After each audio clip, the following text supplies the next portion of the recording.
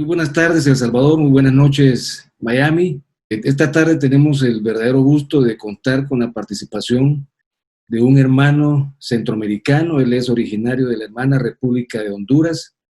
Él es el doctor José Valerio, neurocirujano de la República Hondureña. Continuamos con esta serie de tipo webinars y el proyecto La Neurocirugía en Manos Salvadoreñas y Amigos Internacionales. En esta ocasión, el doctor José Valerio va a tener la amabilidad de disertar la temática Manejo de gliomas, la última frontera. El doctor José Valerio es un neurocirujano centroamericano, pero ha destacado grandemente en la Unión Americana y prácticamente todo el continente americano. Ha sido ampliamente reconocido por dar disertaciones en muchos países de nuestro continente, ha desarrollado programas de residencia, ha facilitado también el acceso a la educación continua en muchas sociedades de hermanos países y pues ha también publicado muchos artículos desde el punto de vista científico. Antes de darte la palabra, doctor Valerio, voy a leer una breve hoja de vida profesional. El doctor José Valerio es máster en Business Management, es miembro del Fellow American College of Surgeons, es también Management Information Base, es jefe de neurocirugía de Palmetto General Hospital, es médico staff, past and present Cleveland Clinic, Aventura Medical Center, Miami Neuroscience Centers, Florida Medical Center, North Shore Medical Center, Palm Spring Larkin Hospital, CEO, Biscayne Surgical Center, presidente capítulo de neurocirugía oncológica de la Sociedad Mexicana de Neurocirugía. También es parte del comité ejecutivo de la sección de tumores de la American Association of Neurological Surgeons y el Congress of Neurological Surgeons.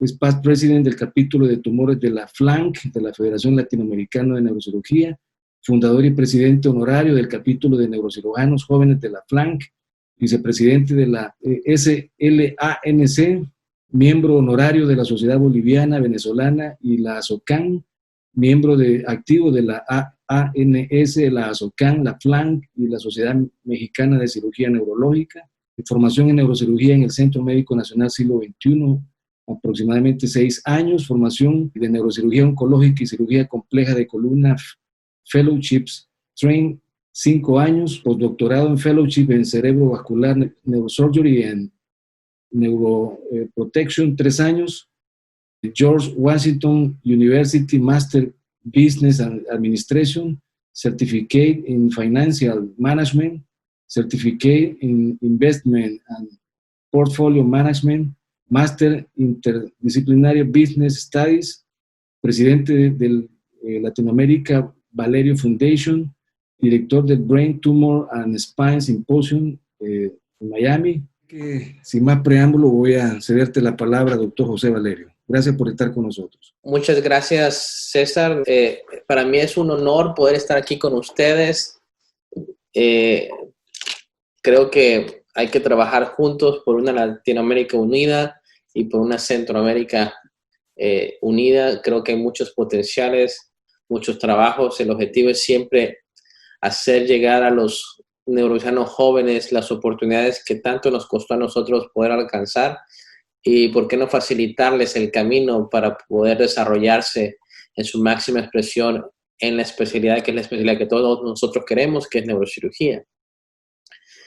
El tema que me toca hablar el día de hoy es acerca de la última frontera de tratamiento de oncología en gliomas y vamos a hablar acerca de todos los tratamientos quirúrgicos. Lo primero que hay que hablar, si vamos a hablar acerca de gliomas, que es la parte más tangible, yo creo que constituye el 60% de lo que ejerce un neurocirujano oncólogo, es los gliomas de bajo grado. Y esto siempre ha sido un gran paradigma y esta presentación de alguna u otra forma la he mostrado en muchos lugares. Pero uno aprende por rebosamiento, ¿sí? Y es importante tomar datos y apunte de todo esto porque estos conceptos en los últimos 10 años en realidad no han cambiado y es importante. Entonces, ¿y cuándo hay que operar gliomas de bajo grado? ¿Cómo hay que operarlos? Hay que mantenerlos en observación, Hay que darle tratamiento con radiación, quimioterapia o resección quirúrgica.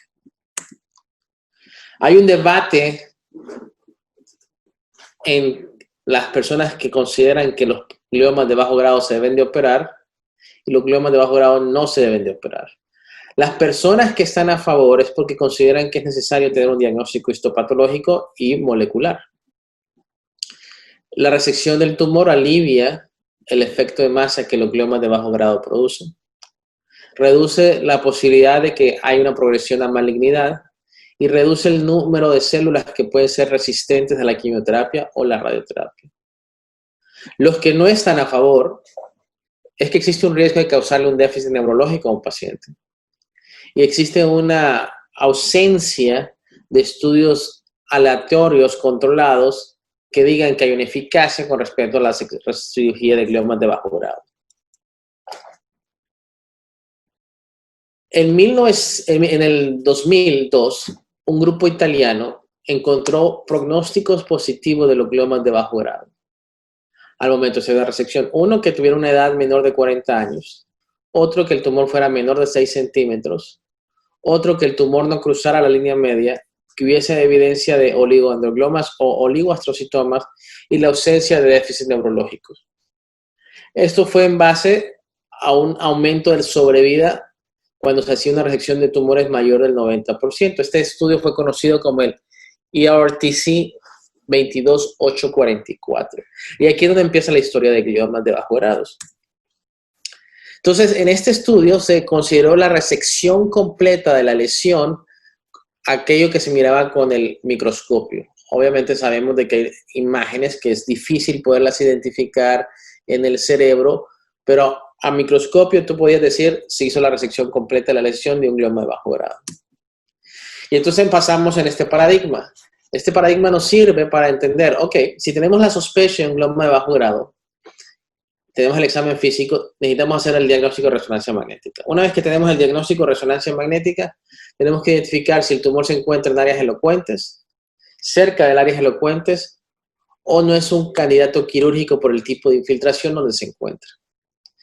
Si no está en un área elocuente, pues la resección es quirúrgica. Si está en un área elocuente, la resección es quirúrgica, pero hay que hacer un mapeo funcional y hay que tratar de operar a este paciente despierto al momento de hacer la resección. Si el paciente no es candidato porque el tumor se encuentra en el tálamo o el tumor se encuentra en el tallo encefálico, en el mesencéfalo, hay que tener una biopsia. Y una vez que concluyes con el diagnóstico de un glioma de bajo grado, como se observa en el, al final, entonces puedes clasificar en base a la clasificación italiana que acabo de mencionar, del 2002, en gliomas de bajo riesgo y gliomas de alto riesgo. Un glioma de bajo riesgo que se encuentra en esa nomenclatura, menor de 40 años, menor de 6 centímetros, no tiene daño neurológico, se puede mantener en observación. Pero un glioma de alto riesgo, que significa que tiene un alto riesgo de convertirse en malignidad, es necesario hacerle manejo con radioterapia y quimioterapia. Entonces, en base a esto podemos definir que los gliomas tienen una clasificación que hay que saber controlar las crisis convulsivas, hay que tener una extensión de la resección y existen técnicas que nos permiten hacer una resección del tumor para disminuir la morbilidad. No todos los gliomas de bajo grado no refuerzan con contraste. Los gliomas de bajo grado también pueden reforzar con contraste, principalmente los oligodendrogliomas. Y en este estudio hecho en el 2009 se observó que aquellos gliomas de bajo grado que tenían un reforzamiento nodular tenían una P menor de 0.1 de que en menos de 5 años se convertían en glioblastoma. En este entonces fue cuando salió la clasificación de glioblastoma con células oligodendrogliales.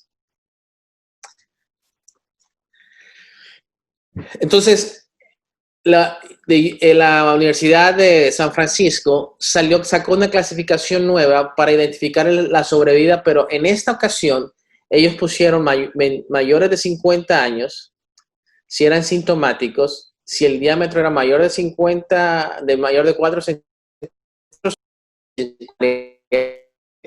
Que a diferencia de la clasificación anterior, que ponían los pronósticos a favor, aquí están poniendo los pronósticos en contra. Pero lo más importante de esta clasificación es que ahora toman el área elocuente como una área de mal pronóstico para convertirse en malignidad.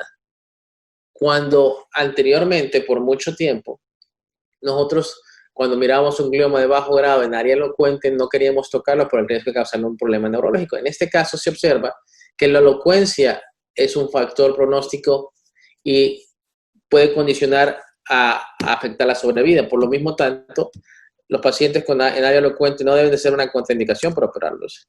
En base a esto, actualmente tenemos espectroscopía, resonancia magnética funcional, DTI, cirugía guiada por imágenes, biopsia sin marco de estereotaxia, el uso de resonancia transoperatoria, la habilidad de operar en áreas elocuentes, el mapeo y la creatomía con pacientes despiertos. Cuando los tumores se encuentran en área motora o cerca del área motora, Yazarheim mostró en su tiempo de que generalmente los gliomas desplazan los tractos más que envolverlos. Por lo mismo tanto, si el tumor se encuentra en área suplementaria motora o cerca del área motora, uno puede hacer una resección del tumor en paciente despierto y existe la regla de 1 centímetro, en la cual se puede determinar al momento de hacer la resección y se pierde, empieza a perder la señal, tenemos una ventana de 1 centímetro para parar nuestra resección. Y generalmente la máxima recuperación funcional del paciente se observa en los primeros 3 meses. Por lo tanto, hay que parar al paciente en forma inmediata a recuperación. Las crisis convulsivas son una indicación para cirugía en gliomas de bajo grado. ¿Por qué? Porque el foco epileptógeno puede estar en el área donde se encuentra el tumor, pero después de un año, este foco epileptógeno tiende a migrar. Por lo tanto, si el paciente no responde al tratamiento y tiene un glioma de bajo grado, no hay que esperar que pase más de un año para decir voy a operar al paciente. Hay que operarlo porque si no, van a convertirse en 2 problemas. Aquí tenemos un ejemplo de lo que es un análisis preoperatorio. Un paciente con un glioma de bajo grado que se encuentra en área motora. Anteriormente, esto era la única imagen que teníamos, pero actualmente podemos hacer la configuración con resonancia magnética funcional y la tractografía para poder identificar dónde se encuentra la lesión tumoral. Y aquí podemos observar cómo existe un plano PEAL, el cual se puede hacer una resección completa de la lesión y de esta forma hacer el manejo. Por mucho tiempo se ha observado el uso de craniotomías estereotácticas al momento de hacer la resección. El objetivo de esta craniotomía estereotáctica es para disminuir el shift que se presenta en los pacientes cuando se hace una cirugía. Entonces aquí podemos observar lo que se conoce como el phase reversal, que es el momento en que funcionalmente podemos identificar dónde se encuentra el surco central. Entonces, la combinación de el mapeo transoperatorio con la navegación nos da una exactitud de dónde se puede hacer. En este caso, el paciente estaba dormido sin paralíticos y se podía estimular para poder identificar dónde se encontraba el tracto. Aquí tenemos haciendo el uso del Oyeman, donde podemos ver cuando hay una respuesta y cuando hay una respuesta de acuerdo al amperaje y podemos identificar el área motora y el área sensitiva. Existe el concepto de lo que se llama una resección o una navegación subcortical. Este es el mismo paciente en el cual estamos haciendo la resección del tumor. El paciente está dormido, estamos estimulando y cuando estamos cerca del tracto podemos observar cuando con el navegador, cuando estamos cerca del tracto y cómo podemos evitar dañar ese tracto. Y este es el paciente, la resección completa de la lesión a los 6 meses después de la cirugía. Los tumores en la corteza insular son precisamente uno de los lugares más atractivos para los gliomas de bajo grado. Generalmente podemos ver gliomas en áreas elocuentes y este es un área de difícil donde la anatomía sigue siendo la parte más importante para poder definir el tratamiento y el éxito quirúrgico. Es importante entender que para poder operar en el valle silviano hay que saber abrir el valle silviano y de esta forma podemos entender que existen lo que se llama los giros cortos y los giros largos de la ínsula. Aquí podemos observar cómo la ínsula se encuentra en la parte anterior y está rodeado por los vasos de la arteria cerebral media con su tronco superior y su tronco inferior. Y nosotros vamos a trabajar en medio de los que tienden a perfundir la ínsula respetando los vasos de la arteria media utilizando la arteria media como un candelabro y poder trabajar por dentro de ellos. Y aquí tenemos el ejemplo de los vasos sanguíneos. Es importante entender que en el tronco superior, en el segmento de M3, hay un vaso sanguíneo que generalmente va hacia el tracto córtico espinal. Y es importante identificarlo para poder hacer nuestra resección, que es donde generalmente suceden las mayores complicaciones postoperatorias. Los vasos sanguíneos también están limitados en forma mediales. Aquí tenemos los vasos perforantes de las dentículas estriadas y este es nuestro límite medial. Y aquí en la letra G de gato podemos observar el vaso largo de M2, que irriga el tracto córtico espinal que debe ser identificado al momento de hacer la resección. Tenemos que saber identificar qué tumor resecar y qué tumor no resecar cuando se hacen lesiones de la ínsula. ¿Y cuáles son nuestros objetivos? En el caso A tenemos un tumor conformal donde se puede considerar que es un oligodendroglioma y se puede hacer una resección completa de la lesión. En el caso B tenemos un tumor infiltrante donde no hay un límite, donde la resección generalmente será incompleta y donde tendríamos menos pronóstico favorable. ¿Por qué? Porque la resección va a ser incompleta. El caso A es el caso a selección. El abordaje del valle transilviano es importante al momento de hacer la resección. Lo importante es identificar aquí, que ya mencionamos acá, vamos a ver si podemos pasar este video.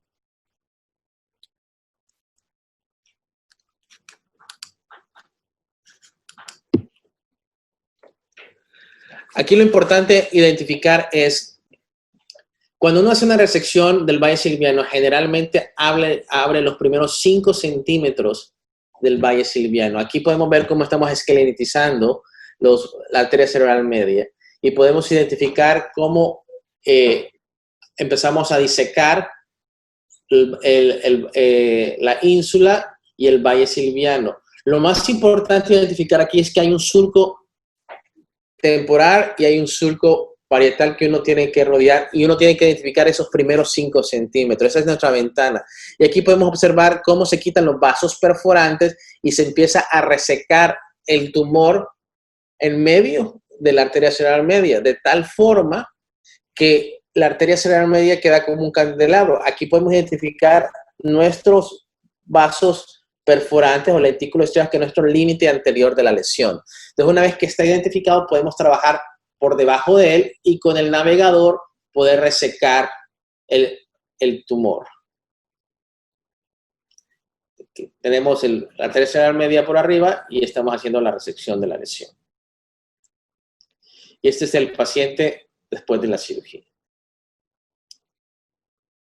¿Cuándo se usa un abordaje transcortical? Un abordaje transcortical, mi recomendación generalmente es hacerlo cuando es posterior a la parte del agujero de Monro. Aquí podemos definir que si el tumor se encuentra en la parte superior por arriba del valle silviano, donde se encuentra el brazo largo de M2, generalmente lo que recomiendo es hacer una flexión a 15 grados para poder identificar ese tumor. Y si se encuentra en la parte inferior al valle silviano, hacer una flexión de otros 15 grados.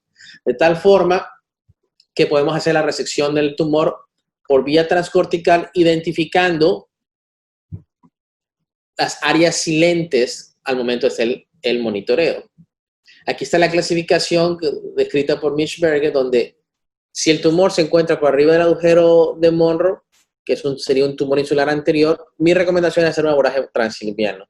Pero si se encuentra posterior y se está comprometida la zona 2, mi recomendación es hacer un abordaje transcortical, encontrar el área silente.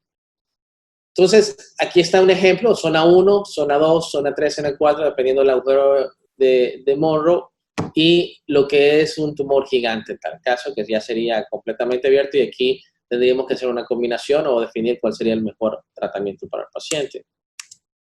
Y lo que menciona, hay que encontrar un área silente para poder hacer la resección de la lesión tumoral. Un factor que es sumamente importante al momento de hacer una resección o planear la resección de un tumor de la ínsula es identificar esos vasos lentículos estriados. Aquí podemos observar en la figura superior izquierda medial. Obsérvese la letra B y la letra C. Ahí en medio encuentran los vasos lentículos estriados completamente desplazados.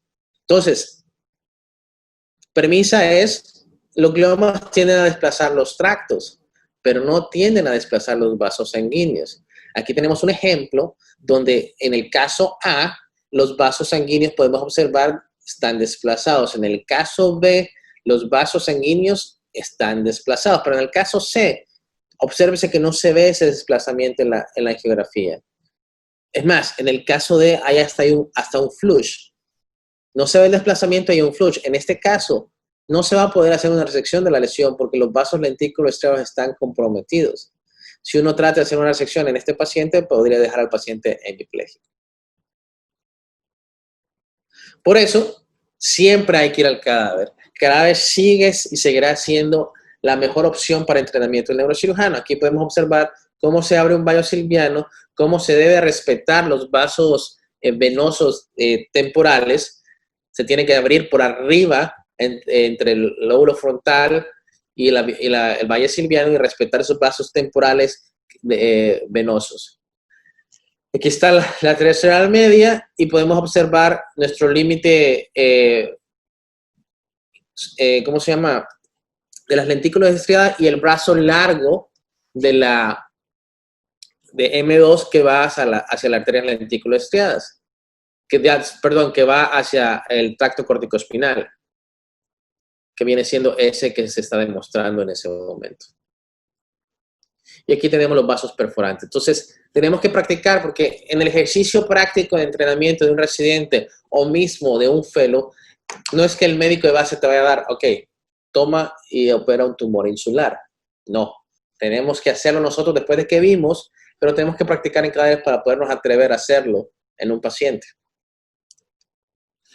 Entonces, la combinación de la anatomía con la combinación de la tecnología nos permite identificar la resección de un tumor insular. Aquí podemos ver cómo un tumor insular desplaza el tracto del lenguaje, se encuentra desplazando el tracto córtico-espinal y se puede considerar que es un área de resección tumoral sin afectación funcional. Ahora bien, ¿dónde se encuentra la arteria cerebral media?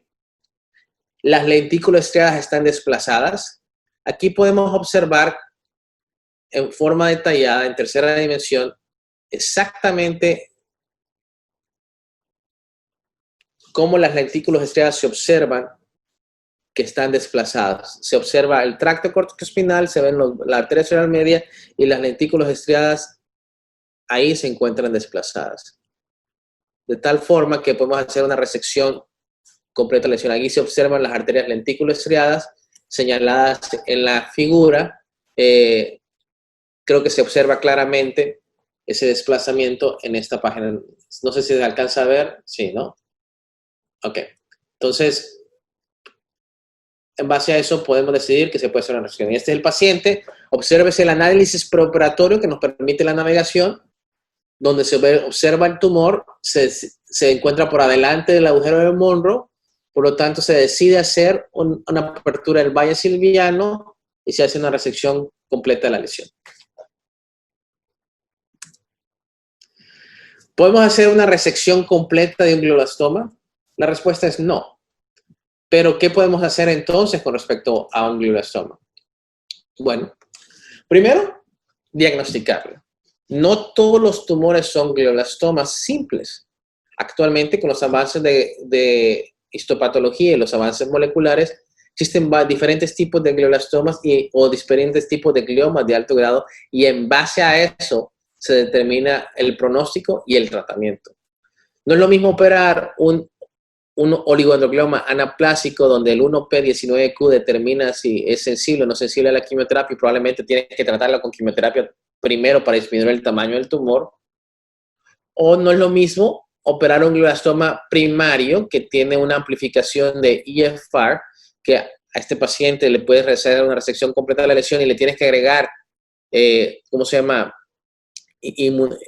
Tratamiento inmune contra EGFR, como es el Celedex, para poder contrarrestarlo, o un glioblastoma de células gigantes que se conocen como monstruomas en niños, pero es un pronóstico muy alto muy bueno a los pacientes, o un glioma con células oligoendoteliales o un gliosarcoma. Entonces, no es justo al momento de hacer la resección del tumor no estratificar al paciente y decir que los pronósticos son iguales en todos. Por eso es que observamos que hay gente que dice, si hice una resección en glioblastoma, mi paciente ha vivido por 10 años o por 5 años. Ok, entonces, ¿dónde está la diferencia? La diferencia está acá. Actualmente con los marcadores moleculares podemos saber si es un wild type IDH, donde sabemos que el pronóstico va a ser malo, ¿sí? O tenemos estos marcadores moleculares que en base a eso vamos a definir el tratamiento. También hacer un diagnóstico diferencial, como es el linfoma, como es la metástasis, como es la cisticercosis en nuestros países, los abscesos y los santoastrocitomas pleomórficos. La FDA ha aprobado múltiples tratamientos para los glioblastomas multiformes. En 1977 se aprobó el BCNU como terapia paliativa. En 1996 la carmustina, los wafers de carmustina. En el 2005 la temozolomida como primera línea de tratamiento. En el 2009 el tratamiento con bevacizumab. En el 2010 salió el tratamiento del láser para glioblastomas recurrentes. En el 2011 el tratamiento con Optune para glioblastomas recurrentes. En el 2014 se utilizó el Gliadel como para el diagnóstico de nuevos glioblastomas.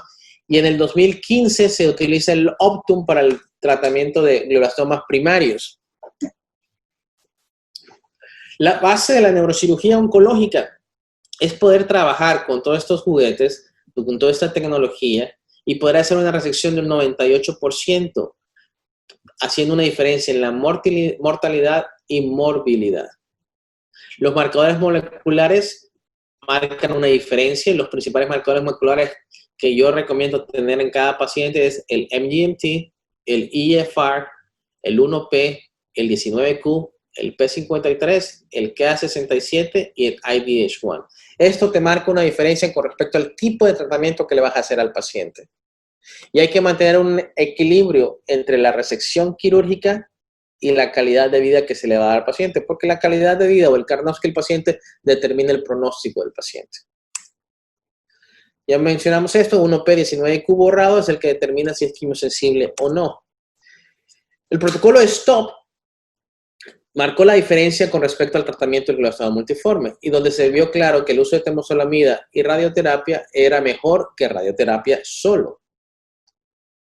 Y se encontró que los que metilaban o no metilaban MGMT les iba bien o les iba mal. Esto no significa que esto cambie el tratamiento o esto cambie el pronóstico. El estándar of care de los pacientes es el tratamiento con temozolomida. El RTOG 0525 trató de definir en estos pacientes si el uso de temozolomida después de la dosis de impregnación, que es una dosis mensual de 5 días, versus una dosis continua por 21 días. ¿Por qué se hizo esto? Porque se empezó a ver que cuando utilizaban pacientes temozolomida, el tumor hacía resistencia a la temozolomida. Entonces se quería descubrir si dando dosis más pequeñas de temozolomida se hacía menos resistente el tumor. La conclusión fue que no había diferencia, ¿sí? Entonces no importa si lo das 5 días o lo das 21 días. ¿Cuál fue el otro problema que empezamos a enfrentar? ¿Cómo sigues a estos pacientes? Porque no todo lo que brilla es oro después de que tratas a un paciente con radiación y quimioterapia. Entonces aquí tenemos un ejemplo donde observamos una lesión que refuerza con el medio de contraste. Cualquiera podría considerar que esto es un tumor. Pues no. El estudio que se debe de utilizar o que utilizamos nosotros es lo que se llama el estudio de Blood Volume Scan, donde observamos que si no hay un reforzamiento de contraste o de flujo alrededor del área con contraste, eso se considera una radionecrosis, como se puede observar en la imagen inferior. Otro punto importante es lo que se llama el estudio de difusión y el estudio de ADC. Generalmente en el estudio de difusión, una área de hiperintensidad es un área de hiperdensidad. Y en el ADC, una área de hipocelularidad. En este caso tenemos una imagen isodensa, si quieren decirlo en la difusión, pero en el ADC tenemos una imagen hiperintensa, lo que habla de una hipocelularidad. Significa que es una imagen sólida, hipocelular, lo que corresponde a radionecrosis. A diferencia de este caso, donde tenemos un estudio de difusión donde muestra una imagen hiperintensa, o sea, hipersólida, y donde existe un reforzamiento de flujo, lo que habla de una recurrencia tumoral a ese nivel. El Aurolink, conocido como Neuroblade, el Novo TTF, conocido como Optune, los abordajes parafasciculares y el Gliadel.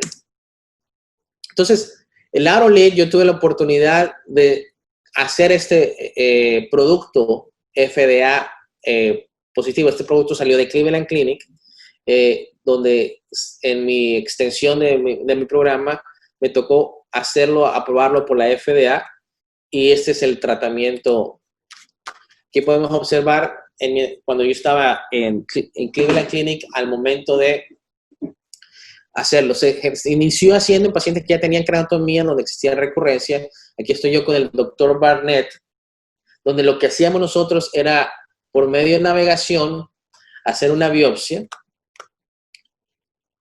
Voy a adelantar un poco el video por cuestiones de una biopsia guiada por navegación. Aquí estoy yo, un poco más joven, con más pelo. Estoy con el doctor Barnett, dándole, ¿cómo se llama? Agüita, como dicen. Hacemos la biopsia.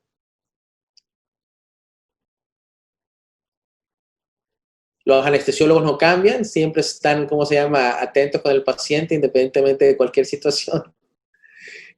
Y aquí hacemos la biopsia, ¿ok? Una biopsia guiada por navegación.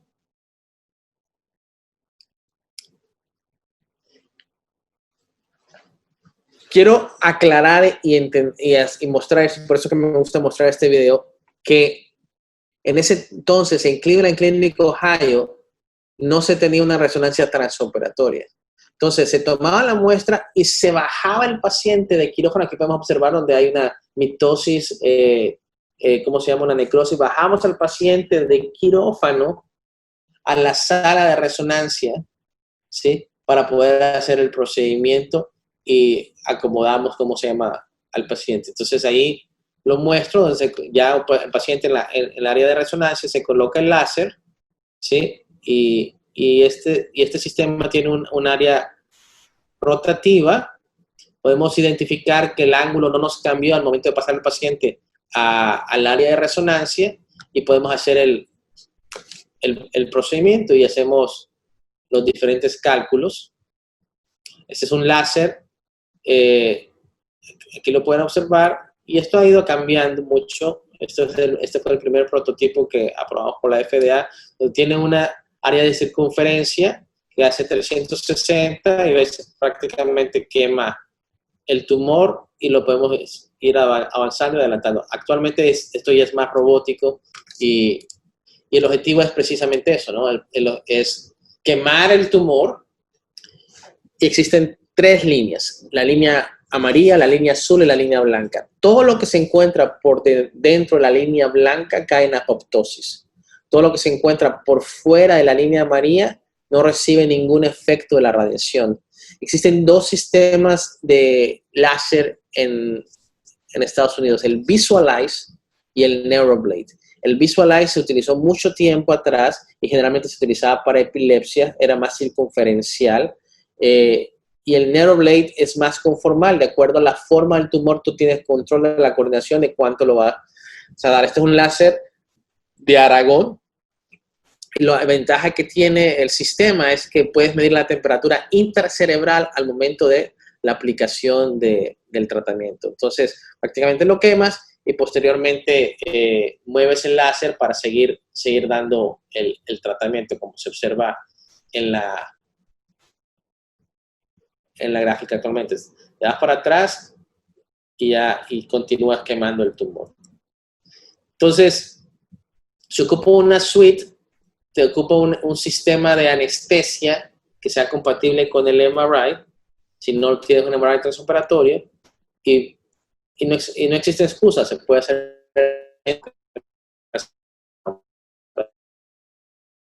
y es conformal, es como la radiocirugía, identificas el área que vas a tratar y continúas.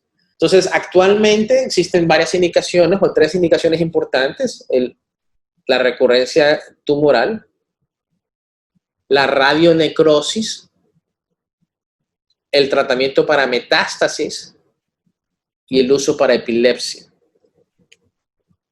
Aquí tenemos el Visualize y el NeuroBlade. Visualize es el que es como un balón y el NeuroBlade es un láser en 90 grados. Lo que expliqué acerca de las líneas blancas. Este es un caso recurrente que ya había recibido tratamiento, tenía esta lesión, entonces en vez de hacerle una craneotomía, se le hizo el tratamiento de NeuroBlade. Estas son las imágenes que se tomaron y este es el resultado al primer día, a los 13 días y a los 56 días. Obsérvese una resolución del paciente, el paciente se le hizo el tratamiento y al día siguiente se fue a la casa. El nuevo TTF o Optune son placas electromagnéticas que lo que hacen es disminuir lo que se conoce como la telofase y la metafase del tratamiento. Son placas electromagnéticas que mandan señal entre 100 y 300 kHz y destruyen el ciclo celular del paciente. Entonces, in the following films, we see 2 identical cultures of cervical cancer cells followed in time-lapse under the microscope. Aquí se observa en el tratamiento cómo en vitro los que tienen el TTF contra los que tienen el control, cómo el control se empieza a reproducir y las áreas de TTF se empiezan a destruir y empiezan a caer en apoptosis, destruyéndose sin teniendo un crecimiento celular. De tal forma que en un periodo de 12 horas se observa cómo existe un crecimiento in vitro con respecto al tumor, pero con respecto a las células tumorales, donde está el área electromagnética, se destruyen, se multiplican, pero después tienden a destruirse porque no tienden a continuar en el proceso, como se observa en esta imagen.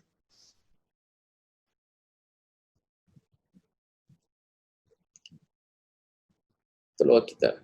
Entonces, afectan la metafase y la telofase, si quieren saber algo desde el punto de vista de mecanismo, es el tratamiento. Actualmente se utiliza en el paciente, tienen que utilizarlo por 16 horas, ¿sí? Y 8 horas de descanso. Y actualmente es el tratamiento o es considerado el standard of care en Estados Unidos para el manejo de pacientes con glioblastoma.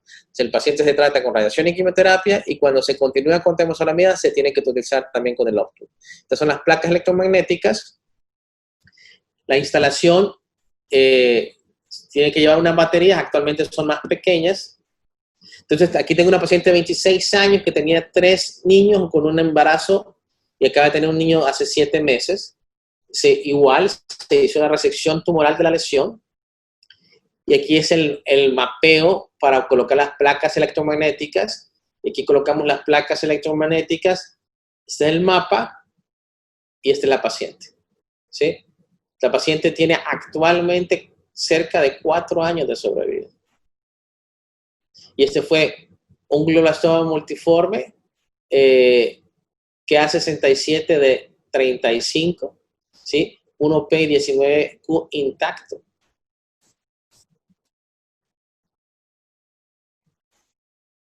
No se puede utilizar en pacientes embarazados y no se puede utilizar en pacientes que tienen defectos craneales. Entonces, aquí se observa que este es el único tratamiento que ha mostrado que el uso del Optune y la temozolomida separa la sobrevida del paciente, ganándole otro porcentaje al glioblastoma. Y obsérvese aquí hasta 6 meses. Se ha observado una sobrevida en los pacientes hasta en 30 meses, casi 5 años. El uso de radiocirugía también es una opción de tratamiento. La radiocirugía se observó en el estudio 9502 de la RTOJ que no era útil para los gliomas, pero el glioma recurrente es un diferente animal, ¿sí? Es una diferente opción. Entonces, con los nuevos cambios se ha observado que puede existir un buen pronóstico en aquellos pacientes que no responden a tratamiento. Otro concepto que vino más adelante fue el uso de manejo parafascicular. Existe el concepto de células madres tumorales que generalmente son periventriculares. viene el concepto de lo que se llama el tratamiento parafascicular, en el cual con los avances de tecnología, teniendo una capacidad de mapeo óptico, resección, acceso y neuronavegación, se podía mejorar el pronóstico y calidad de tratamiento postquirúrgico del paciente. Volvemos a lo mismo que es importante mencionar, el uso de la difusión y la ADC. Si yo tengo una imagen hiperintensa o hipointensa, hiperintensa en difusión es hiperdensidad, hiperintensa en ADC es hipercelularidad. Y tenemos una imagen hipercelular en un paciente que tiene un tumor recurrente. El glioma tiende a desplazar los tractos. Aquí podemos observar cómo se desplazan los tractos a este nivel. Entonces, si consideramos los tractos corticoespinales o los tractos del cerebro como pares craneales, entonces nuestro concepto de áreas elocuentes cambiaría mucho. ¿Por qué? Porque en el lóbulo frontal existen múltiples tractos. Y generalmente al momento de hacer una resección no respetamos mucho esa área, la resecamos. O si estamos en un área no elocuente del lado derecho, hacemos la resección de la lesión. Entonces el concepto es, ¿qué tal si hacemos un tracto en el cual podemos desplazar esos tractos y poder trabajar a través de un tubo y poder llegar a esas áreas periventriculares donde se encuentran las células madres tumorales y poder hacer una resección de la lesión? Bueno, este es un ejemplo donde se puede entrar a través de un surco, se puede poner un tubo y por vía exoscópica poder ver en 3D y con los monitores UHD o lo que quieran, la resección de la lesión. Aquí podemos observar cómo se empieza a hacer la resección de la lesión tumoral. Y al momento de resecarlo, el paciente no tiene ningún déficit, ningún problema y las venas y los vasos sanguíneos fueron respetados.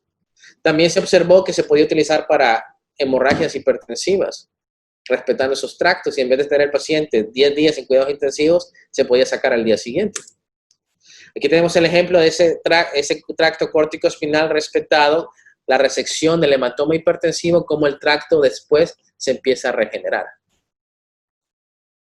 Este es un paciente que yo hice una resección, podemos ver cómo el tumor desplaza los tractos, y en vez de hacer una biopsia por aguja, bueno, hacemos un análisis para poder hacer la resección y poder entrar a los vasos sanguíneos y poner la planeación del tubo para poder hacer la resección. Y este es un ejemplo de hacer una resección por vía menos invasiva del paciente. Entonces, el concepto de inteligencia artificial.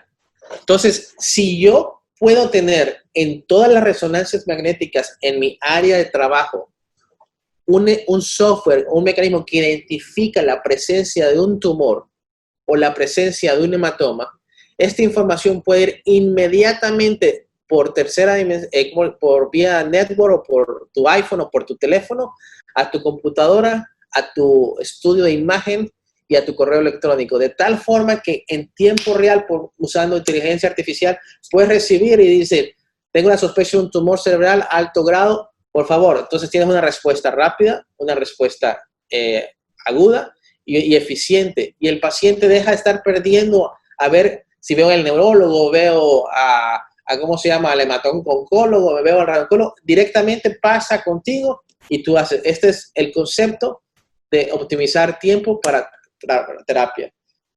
Otro concepto que es importante es entender que dependiendo de dónde haces la resección, tú puedes tener un tumor maligno o no maligno. Y es importante saberlo identificar.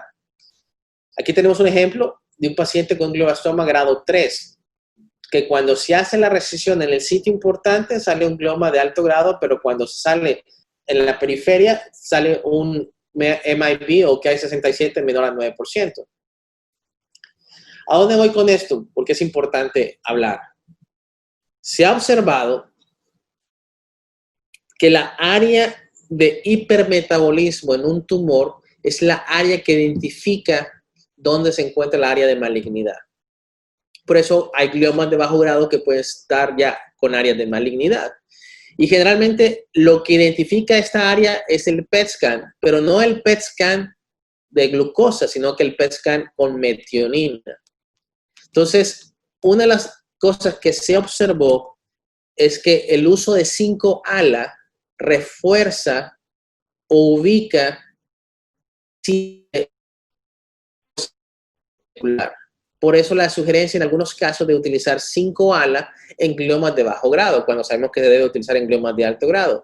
Pero el 5-ALA te puede ayudar a identificar esos focos rojos al momento de hacer la resección.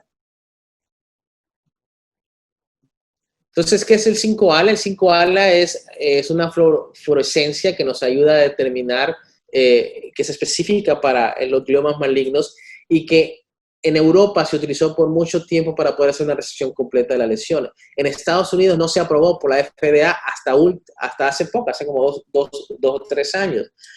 Entonces, actualmente los filtros tienen 5-ALA y se pueden hacer la resección de los tumores o los tumores residuales. Tal forma que podemos ver un glioma de bajo grado completamente claro, sin ningún foco, pero al momento de poner el filtro podemos identificar dónde se encuentra un área de malignidad. Entonces, el 5-ALA y el Ka-67 mostraron que tenían una importancia menor a estadística y podía identificarse el sitio de resección de la lesión. De tal forma que si yo hago una resección o una biopsia en el área de donde no hay hipermetabolismo, el resultado es un glioma de bajo grado y un Ka-67 menor al 5%. Pero si hago la resección en el área de hipermetabolismo, en el área donde está el PET, el 5-ALA positivo, entonces ya pasó a ser un glioma de alto grado con un foco anaplásico con un Ka-67 14.4%. Diagnóstico, técnica quirúrgica, avances en la medicina nos permiten hacer un trabajo más eficiente, más seguro y con mejor respuesta. Aquí tenemos un ejemplo de un paciente que se encuentra en área elocuente, en el área motora, donde tenía que hacer una biopsia en una área específica muy pequeña sin causarle un déficit motor al paciente. Aquí vemos al momento de hacer la resección cómo entro exactamente a esa área motora en medio de los tractos, cómo vamos, y es así como se ve antes de poner el filtro y así es como se ve después de poner el filtro. Obsérvese la diferencia, la resección, y este paciente terminó siendo un glioblastoma multiforme. ¿Podemos hacer resecciones completas? Dijimos que no. Entonces, Gliadel vino con su técnica, ha mejorado su técnica y actualmente existe la sugerencia de utilizar los waivers alrededor de la área de resección peritumolar para poder cubrir esos tentáculos que nosotros no podemos resecar, ¿sí? Entonces, Gliadel es aprobado por la FDA para el uso de tumores recurrentes. ¿Por qué no se usa en gliomas primarios antes de solamente los gliomas recurrentes? Porque automáticamente en una enfermedad que es maligna, que no todo el mundo tiene el mejor pronóstico, si tú le colocas Gliadel al paciente, lo sacas de cualquier tratamiento clínico de investigación. Lo sacas de cualquier clinical trial. Gliadel te cubre hasta 5 centímetros del sitio de la lesión.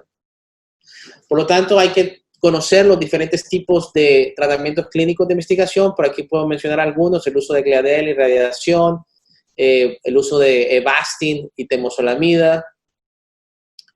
Voy a avanzar esto, que no viene el caso. Y el uso de radiocirugía, Optune y temozolomida. Entonces, hay varias opciones de tratamiento. El Gliadel también se puede utilizar para metástasis tumorales, ¿sí? Al momento de la resección. Yo no hablé de metástasis ni hablé de las otras partes de oncología porque quería enfocarme específicamente en estos avances científicos que creo que son la boga, el último estándar actual y la tecnología cómo nos permite hacer más eficientes en una enfermedad que es completamente fatal. Bueno, los invitamos a los congresos que hay aquí en Miami. Cuando haya una oportunidad, por favor, puedan pasar. Todos están bien recibidos y trabajemos juntos para una Centroamérica unida. Mi papá, mi familia. Muchas gracias. Preguntas.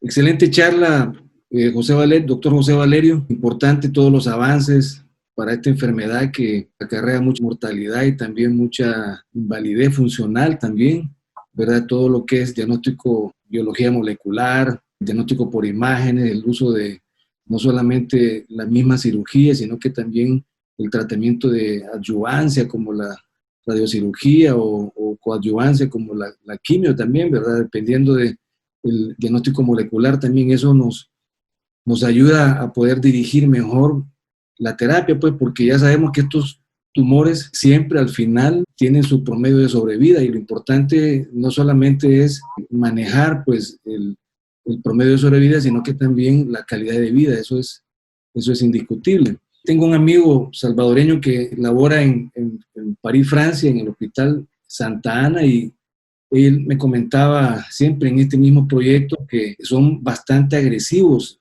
Esa escuela donde estuvo el doctor Taylarash son bastante agresivos con los tumores o con los gliomas de bajo grado, inclusive aquellos en donde quizás, como en esos países de primer mundo, hacen estudios de resonancia magnética de manera, digamos, rutinaria, ¿verdad?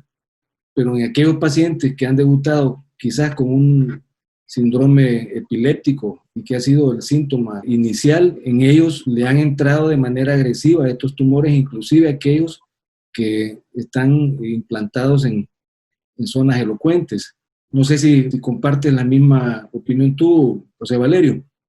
Sí, yo creo que los gliomas, como mencioné en una parte de la plática, epilepsia y gliomas es otro tema a discutir, pero generalmente, como mencioné, si el foco epileptógeno se encuentra en el área tumoral, generalmente, y uno deja que pase más de un año, ese foco epileptógeno puede tender a migrar. Por eso, a esos pacientes hay que operarlos. Yo generalmente en mi práctica, en los gliomas de bajo grado, les ofrezco cirugía. ¿Sí? ¿Por qué? Porque la posibilidad de que ese tumor tienda a crecer es alto. Obviamente utilizo esa clasificación que mencioné de que si el paciente es menor de 50 años o mayor de 50 años, si el tumor es mayor de 4 centímetros, si el tumor se encuentra en área elocuente, son pronósticos malos, ¿sí? Que hay que utilizarlos y en base a eso hacer una resección. Obviamente, si veo que es un paciente que tiene una lesión menor de 6 centímetros, ¿sí? Y es un paciente que tiene una biopsia con un tumor oligoendoglial y no causa ningún efecto de masa y no tiene ningún síntoma neurológico, entonces es los cuales yo decido observar. Pero generalmente yo también soy agresivo con los gliomas de bajo grado. Sí, perfecto. Más que todo decía este colega, aquellos pacientes jóvenes y que tenían, pues, de alguna manera, alguna habilidad manual fina también, ¿verdad? Pintores, pianistas, etcétera, ¿verdad? Y aún así, pues, eran agresivos, así como tú muy bien lo dices. Ahora, también he escuchado el concepto de algunos colegas que son proclives al manejo con resecciones supramáximas de inclusive gliomas de alto grado, ¿verdad? En zonas elocuentes. Dice la filosofía que ellos manejan es que se supone que trabajando dentro del tumor, como no es una zona funcional, si uno se mantiene en esos márgenes, entonces es probable que pueda verificar la mayor cantidad de resección, porque hoy por hoy, y eso tú no me dejarás mentir, la supremacía lo tiene la cirugía sobre otro tipo de tratamientos, como la adyuvancia con la radioterapia o como la quimioterapia. Obviamente son complementarios y ahora, como tú dices, el uso ya, por ejemplo, de terapias radioactivas, como también el gliadel, etcétera. Ellos dicen, trabajando dentro del tumor, esa no es una zona funcional y podemos maximizar la resección. ¿Qué opinas al respecto, doctor Valerio? Mira, te voy a hablar con respecto a dos conceptos.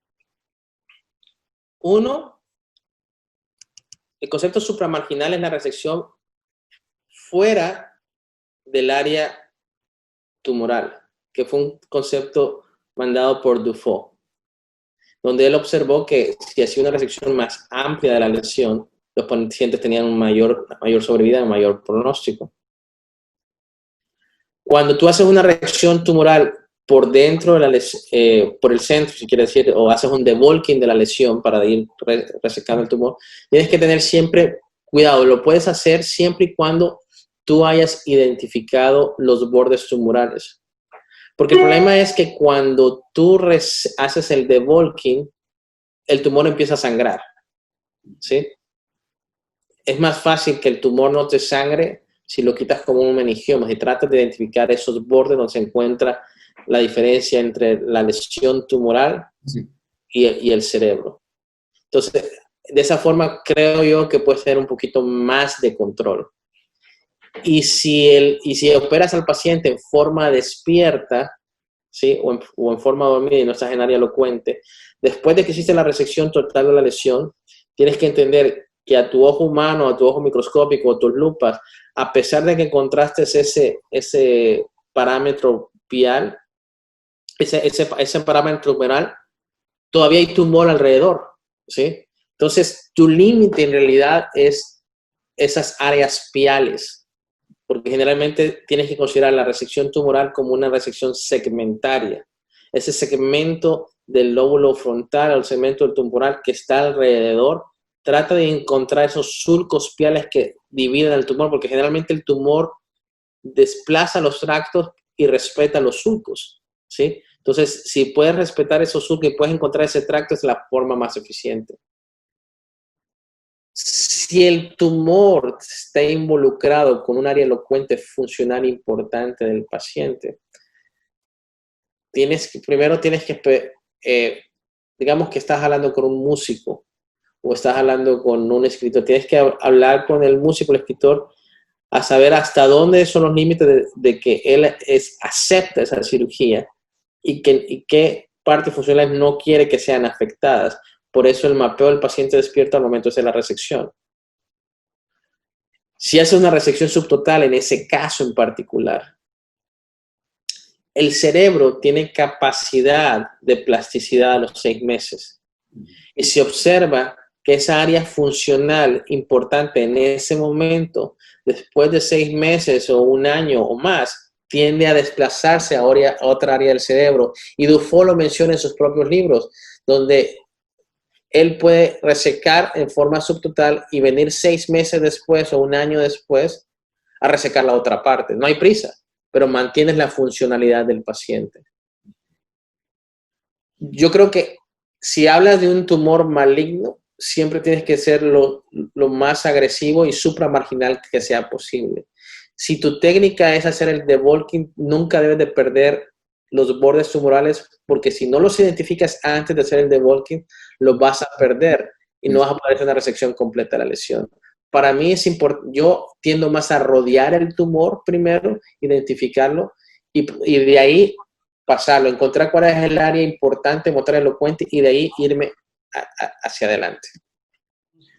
José Valerio, bueno, en nuestros países centroamericanos, donde tenemos en muchos de los casos serias deficiencias respecto a recursos, como por ejemplo, digamos, el uso de resonancia magnética intraoperatoria. Quizás contamos con estudios de imágenes en tiempo real, como el ultrasonido, pues, pero no en todos los casos podemos utilizarlo. ¿Y qué piensas tú de, por ejemplo, la resección de un glioma de alto grado, pero que ha quedado un remanente del tumor y que tú te das cuenta al día siguiente que ha quedado sobre la reintervención temprana? Es decir, en el mismo momento de ingreso lo vuelves otra vez a operar o te esperas y le das ya tratamiento de adyuvancia, coadyuvancia. ¿Qué piensas al respecto? Mira, yo no tengo resonancia transoperatoria, yo uso el ultrasonido, ¿sí? Sí me ha tocado que no hago una resección completa de la lesión y me ha quedado un residual. Y depende de la cantidad de residual que te quede. O sea, si es un residual muy pequeño, yo a veces he tendido a darle radiación o radiocirugía en esa área, más el tratamiento estamos en la medida, pero generalmente si utilizas los conceptos de navegación, puedes hacer una resección completa de la lesión. Si utilizas el ultrasonido, también puedes hacer una resección completa. Si no lo tienes, si no existe ninguna de esa capacidad, y tienes la preocupación porque es un tumor muy difícil de resecar, ¿sí? O tuviste tus dudas en él, no está mal que saliendo de cirugía le hagas una resonancia posterior a la cirugía al paciente, que veas que hay tumor residual y que lo metas luego que lo metas al día siguiente. Pero eso hay que hablarlo con el paciente de una. Decirle, mira, este es el standard of care. En nuestros países, o en Estados Unidos las pruebas lo usan una resonancia transoperatoria. Nosotros no contamos con eso. Lo que vamos a hacer es lo siguiente. Te voy a hacer la cirugía, inmediatamente te voy a hacer una resonancia y si hay un tumor residual, quiero que me des la autorización para hacer la resección de la lesión. Si la lesión residual es menor a un cúbico, o 1 centímetro cúbico, sí. Yo creo que puedes considerar darle radioterapia y quimioterapia al paciente, ¿sí? Lo importante es identificar esa línea gris entre la parte funcional del paciente y la resección completa de una lesión. No vas a ser tan agresivo en un paciente arriba de 75 años con 2 centímetros de tumor que con un muchacho de 25. Considerarías lo mismo, pero todo depende de la situación, el momento y el lugar donde se encuentra la lesión. No por satisfacer tu gol quirúrgico vas a hacer, o sea, porque no está mal que lo trates con quimioterapia y radioterapia, veas ese desarrollo de esa lesión tumoral y que lo operes 3 meses después, si falla el tratamiento. ¿Sí me explico? Sí, claro. Ya me ha pasado, y me ha pasado que he decidido, bueno, no le hice toda la resección, pero era un astrocitoma que tenía áreas de infiltración.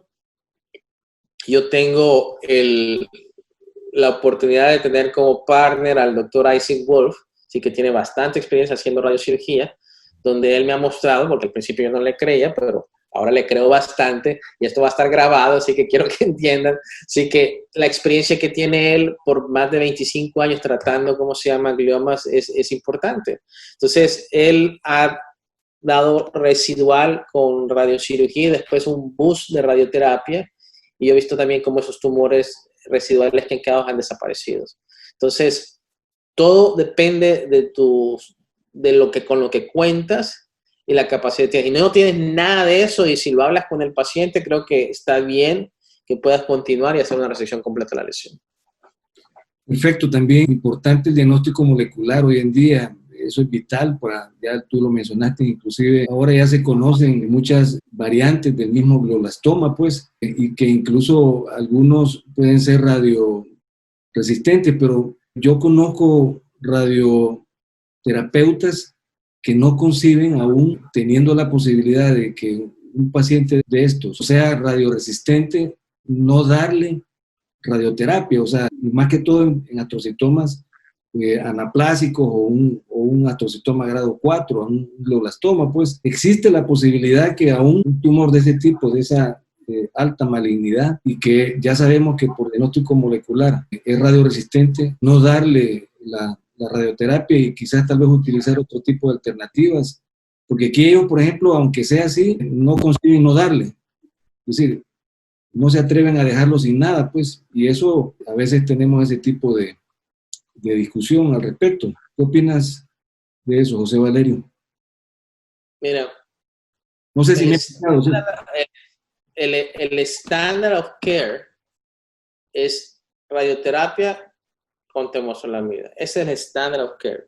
Eso no significa que tú, como responsable o navegador del manejo oncológico de tu paciente, porque tienes que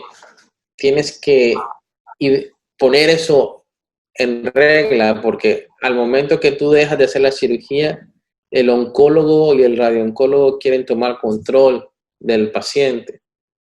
Si no tienes un tumor board, si no tienes un grupo colegiado que trabajan en forma conjunta y el paciente es privado, al momento de ir con el oncólogo, el radiooncólogo, ellos van a querer tomar control del paciente. El problema es que a ti es el que te llegan las complicaciones, o a ti es el que sigues al paciente, no son ellos, ¿sí me explico? Entonces, tienes que hablar todo eso con el paciente, y el paciente tiene que entender de que existen otras formas de tratamientos que no son el estándar of care.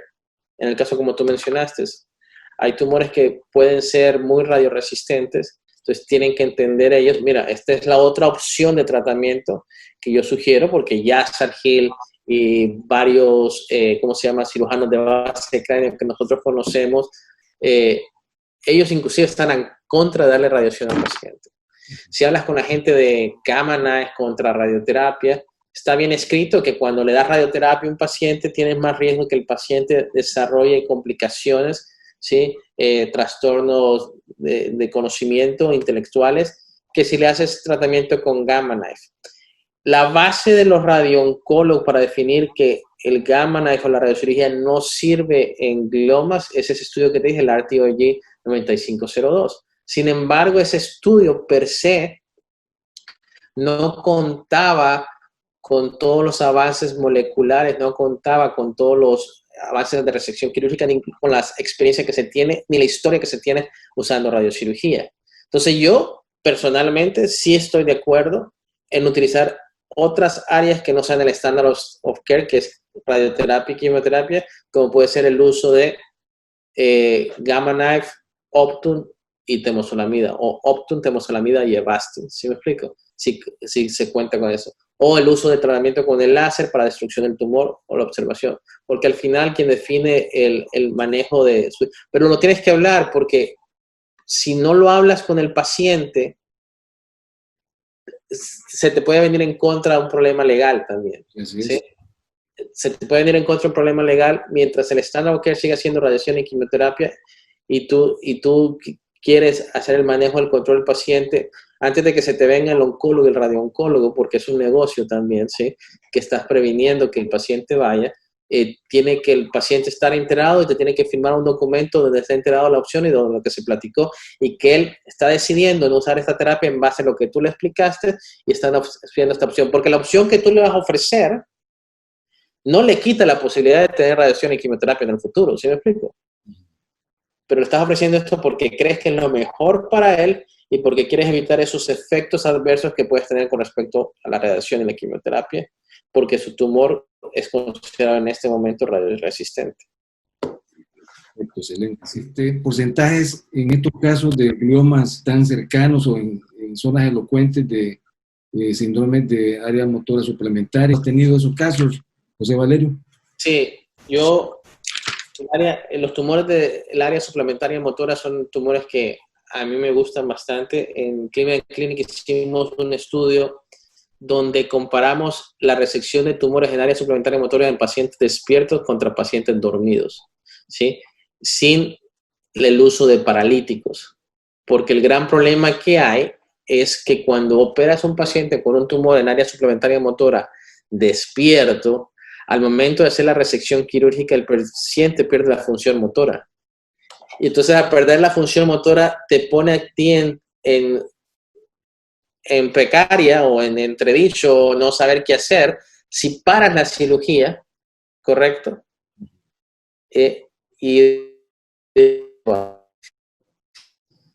Paras la cirugía y dejas el tumor renal porque el paciente perdió función motora.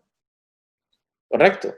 Entonces, en este estudio que nosotros hicimos, vimos que nosotros podíamos operar al paciente dormido sin paralítico con todas las técnicas que les mencioné y podemos hacer una resección máxima de la lesión comparado a los pacientes despiertos. Obviamente, en estos casos, lo que observamos es que nuestros casos, la mayoría de los pacientes salían con un síndrome suplementario motor, o sea, nuestros pacientes salían con el déficit motor, sea comparado de los despiertos. Entonces, nuestros pacientes salían con el déficit motor y se recuperaban su función motora a las 72 horas y otros hasta 6 meses, teniendo una recuperación de más del 95%. Entonces, consideramos en ese momento, en esa casística, que era una técnica quirúrgica que se podía seguir, ¿sí? Explicándole al paciente las funciones. Entonces, yo utilizo ese tipo de técnica en pacientes con gliomas de alto grado, donde yo quiero hacer una resección completa de la lesión y explico la situación con los pacientes. Perfecto. Sí, un par de preguntas más. José Valerio, sé que estás cansado, te ha tocado guardia también, estás agotado, pero escuché que mencionaste, por ejemplo, la terapia de láser de Aragón y el TT Fields. ¿Ya son manejos estandarizados o aprobado por la FDA en los Estados Unidos como parte del tratamiento complementario para este tipo de lesiones. Sí, estos son aprobados por la FDA. Yo te mencioné, no sé si alcanzaron, parte de mi entrenamiento fue hacer el NeuroBlade aprobado por la FDA. ¿Sí?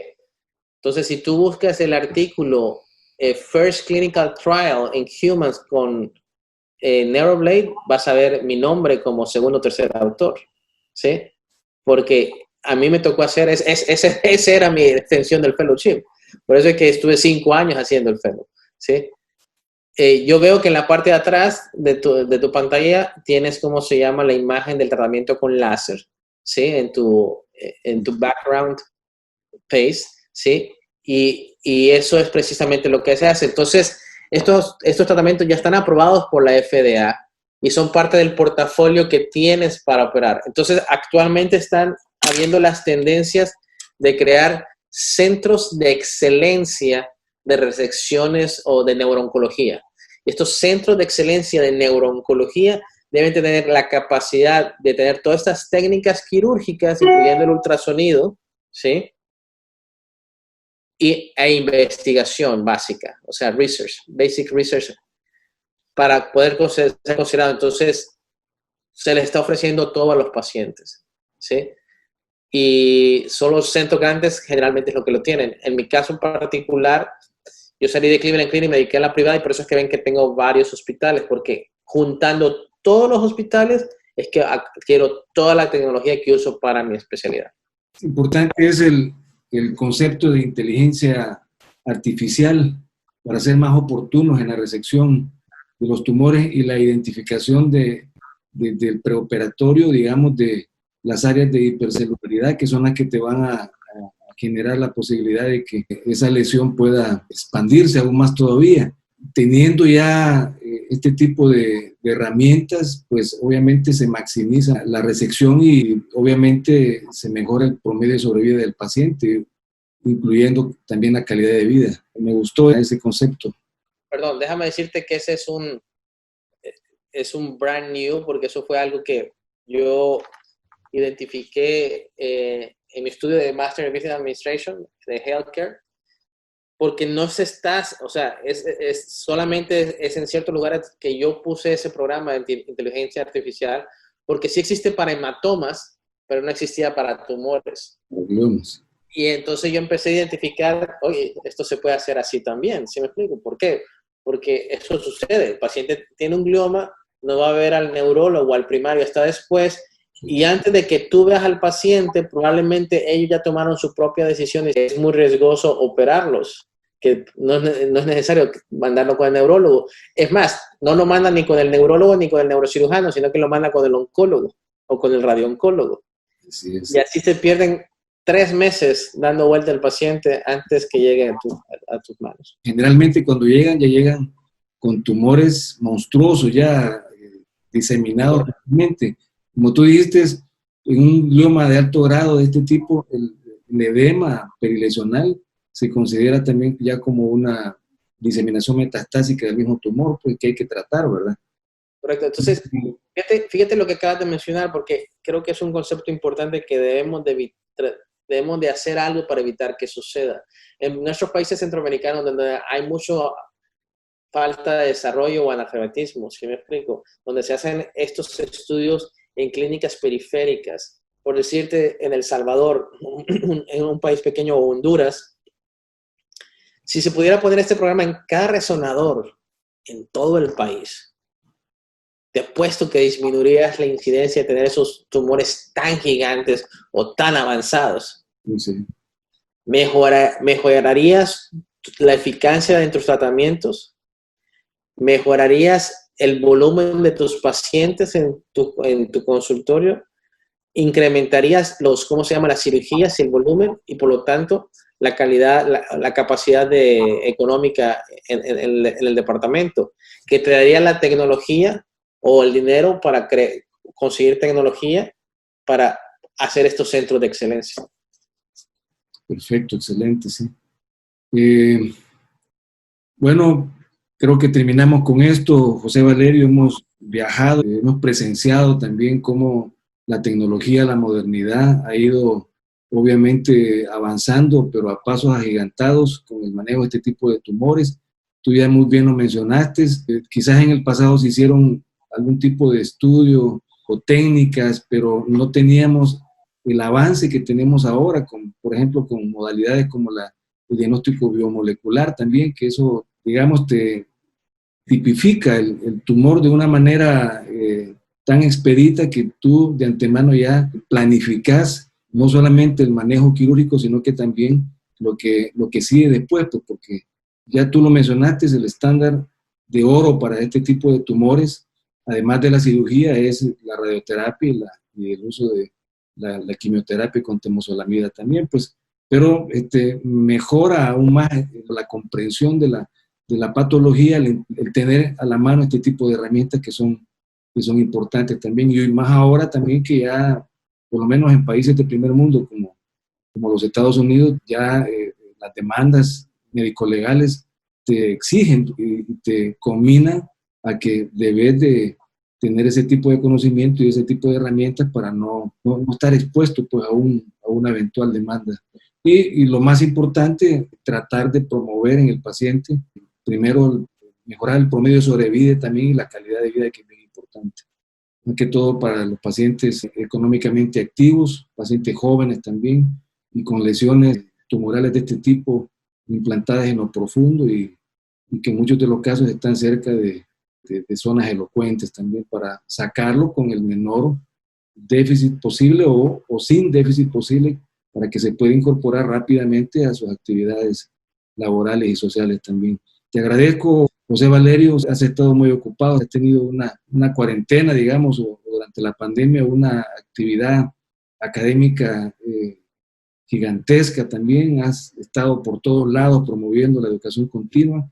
Eso me llama la atención mucho de tu persona como profesional de las ciencias neurológicas, de las ciencias neuroquirúrgicas, siempre defendiendo y siempre transmitiendo la educación continua y favoreciendo más que todo a las nuevas generaciones, a los residentes y a los neurocirujanos jóvenes que prácticamente van a ser el futuro y que en muchos de los casos van a tener mejores herramientas y mejores oportunidades que las que tuvimos nosotros, para que en nuestros países pues tengamos la posibilidad de tener una neurocirugía desarrollada y poder ofrecer también a nuestros pacientes el mejor tratamiento para que mejore su calidad de vida.